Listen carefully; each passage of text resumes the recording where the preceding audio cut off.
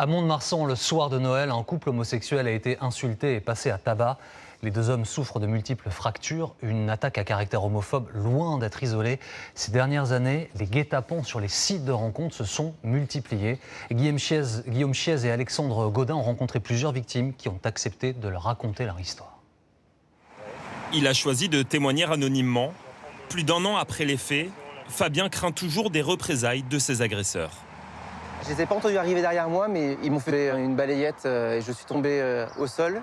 J'ai pris des coups de pied, des coups de poing, ils m'ont frappé à l'œil droit. Je pense avoir eu un coup de genou à la cuisse parce que j'ai eu très mal à la cuisse ensuite. L'an dernier, Fabien se connecte sur Grindr, une application de rencontres homosexuelles.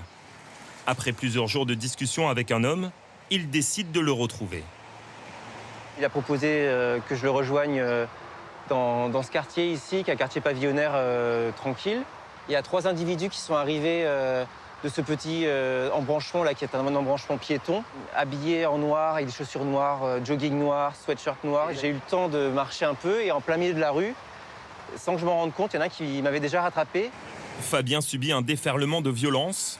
Aucun mot n'est échangé, aucune affaire dérobée. Il dépose plainte. Ses agresseurs, dont le plus jeune a 14 ans, sont interpellés un mois plus tard.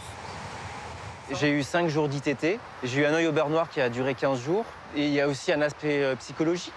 Je ne comprends pas leur parcours pour en arriver à leur âge, ils ont 14 ans, de donner des rendez-vous sur une application comme ça pour taper des gens en raison de leur orientation sexuelle. Des guet-apens homophobes, les associations en ont enregistré un tous les 3 jours en 2024. À Montreuil, l'adjoint au maire a lui aussi été victime d'une agression similaire il y a 2 ans. Depuis, la mairie placarde régulièrement ses affiches dans toute la ville pour alerter les habitants sur l'existence des guet-apens homophobes.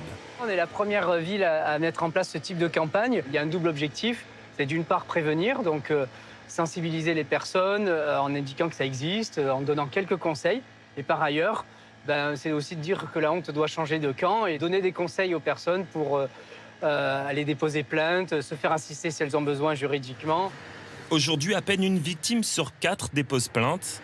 Pourtant, la police nationale a les moyens de retrouver les auteurs.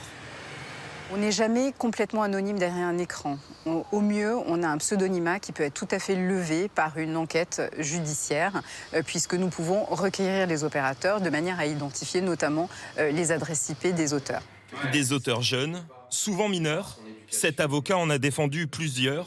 Un de ses derniers clients a été condamné à 8 ans de prison ferme pour séquestration et violence aggravée en raison de l'orientation sexuelle. Un acte homophobe qu'il a nié tout au long de l'audience. Il n'y a pas de caractère homophobe. L'homosexualité va être la porte d'entrée, la facilité, peut-être à travers une application sur un réseau social, afin de pouvoir accéder à la victime.